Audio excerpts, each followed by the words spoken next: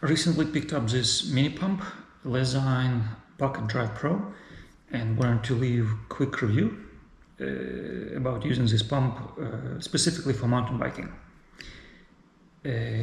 First of all, it's super light, it's like 86 grams, and size-wise you can compare it with like CO2 and inflator attached.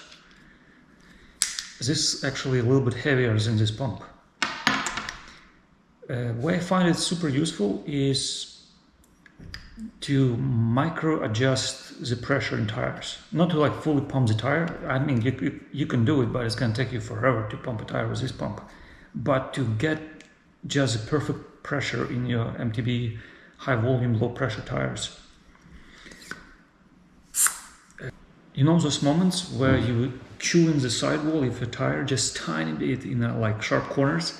And this pump will address that. Like you just do, I don't know, like 10 pumps, and it gives you that just enough pressure to be in a perfect spot for particular riding condition. It has an attachment to pump both tires. All you do is just you flip around this dongle, so it's either pressed or the other one. All you need to do is just flip it around. It has a valve core remover tool, which is kind of useful. Super compact.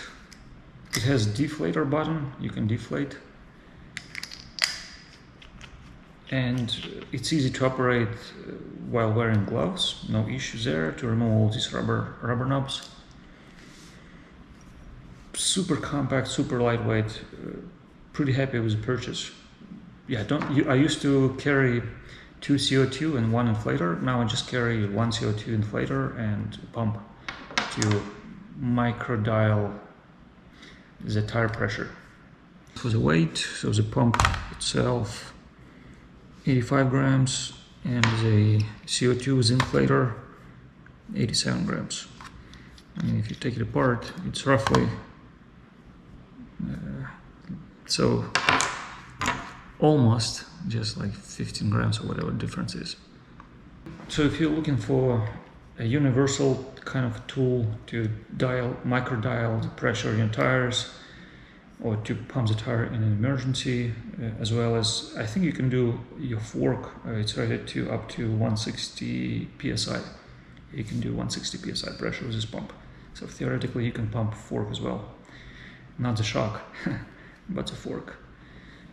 And yeah, the only drawback, I guess, it's if you really need to pump the whole tire, you're gonna spend a long time pumping this one. If you're looking for all-rounder pump that doesn't take much space and super light, this is one.